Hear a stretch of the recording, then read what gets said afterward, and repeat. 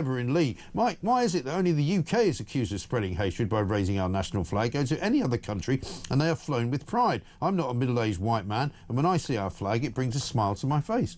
Well, you don't even have to leave the actual country of Great Britain. You can go to Scotland and see loads of saltires flying. You go to Wales and see the Welsh flag flying high, and same goes for Northern Ireland. You know, you can go and see the flag of those countries very, very much on display, but only in this country would you see people actually taking the England flag down off a lamppost, or taking an England flag down off a flagpole on the basis that it was somehow an incitement to violence, or it was somehow white supremacist. It's absolute nonsense. It's only people like Gary Neville that keep this kind of rubbish going. Let's get a voice note from Lee.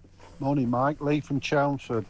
These pro-Hamas marches that are going on all the time, everyone's sick to death of them. Instead of changing the law, which takes forever to enact, I'd just bring in riot police, water cannon and mounted horses straight away. That'll get rid of them. All the best. Yeah. Lee, listen, there's going to be a lot of views on this morning. We're going to talk to Mike Neville now. No relation, of course, to Gary Neville, retired Scotland Yard Detective Chief Inspector. Mike, very good morning to you.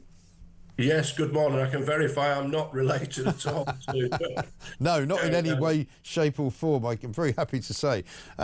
But I'm slightly concerned about this clampdown by Shabana Mahmood. I mean, Suella Braverman said just before the weekend that actually Shabana Mahmood did have the capability of blocking that Palestinian march on Saturday because, and I seem to remember this from times before, if the Metropolitan Police request for the Home Secretary to ban something, she can then ban it. I understand the police can't, but she can, but she chose not to. My concern is that obviously, you know, the way that she's described what powers she wants the police to have and what circumstances under which they would use them would probably apply to all sorts of marches, including those outside of migrant hotels and also those perhaps what they would regard as right-wing marches they don't like. Yeah, this is the danger, isn't it, all the time? And the phrase is a serious disruption to the life of the community. This is when the police can ask the Home Secretary to ban a march. Now, what you're talking about there really is really closing off every shop so people can get to the shops, or maybe blocking a train station in a small area where there's no other travel. So it's got to be that's the phrase, serious disruption. Now, I would challenge the police. How are you going to enforce that is for people standing outside a hotel, for example, because people can still get to the shops, they can still travel around, people can still come in and out of that hotel.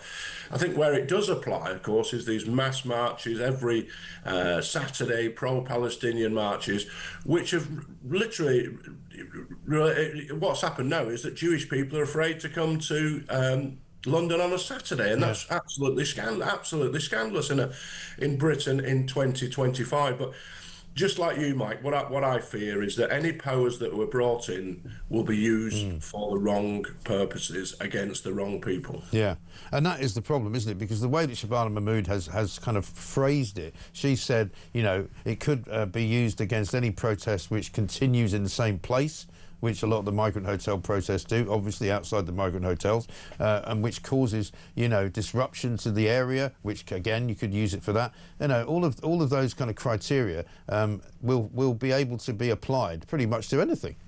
Yes, it's cumulative impact. That's what they're saying. So at the moment, the police officer will be looking at that protest or that march on its own, standalone. What she's bringing in is you can say, well, look at the other 10 or 20 that have occurred before, and it's a sort of adding up all that to make what disruption it is to the community.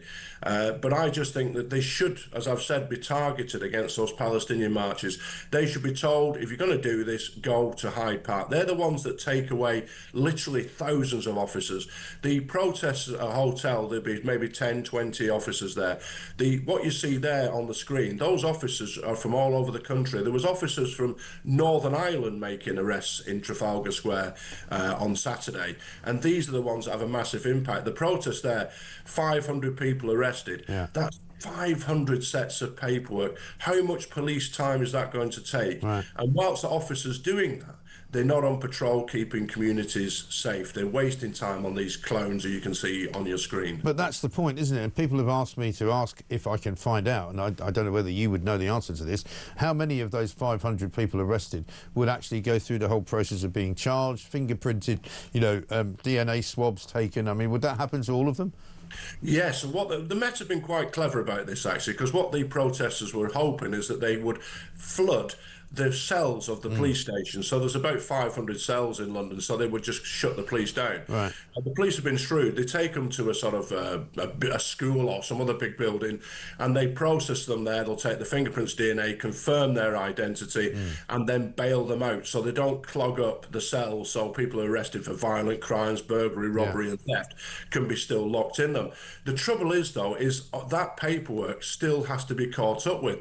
Those people still have to return on bail and be dealt with, and this is the problem. It's really sapping the ability of the police to deal with real life crime, and we moan about the police dealing with tweets and stuff. We want them to stop doing that, but the time spent, there'll be some good hard working officers out there who want to catch burglars and robbers, and they're being stopped from doing that because they deal with this rubbish. Well, one of the reasons Keir Starmer begged and asked the protesters not to do what they did on the weekend was because they wanted to free up the police to actually patrol some of the more Jewish areas of London to make sure that they were safe. But of course, these people don't care about that. Matthew Said went down to see them from the Sunday Times, and he found out just exactly what kind of people they are. They don't care about the release of hostages. They don't really care even about the recognition of Palestine as a state. What they care about is hatred of Jews and the dismantling of the Jewish state, and they want to just see Israel wiped off the face of the map, and that's what they want to do. But at the end of the day, can they not be given banning orders like football banning orders used to exist to stop football hooligans going back into football matches? There are certain orders that can be given under the Policing Act of 2022, the one that brings in this serious disruption to community life. But of course, they take a lot of time, and you've got to have a lot of proof. This person's got to cause massive disruption. Yeah. But I just think on Saturday, these people lack basic humility, don't they? Humanity. Yeah. In the sense that, we've all got the right to shout and scream and sing a song at a funeral, but we don't do that. We keep our mouths shut and we think this is the moment where we'll just pay some respect. Yeah. And they obviously lack that basic humanity. Yeah, they clearly do. So, I mean, as far as this rule, how will the police be looking at this? I mean, will they be happy that the law is going to be clarified, or will they be unhappy about it?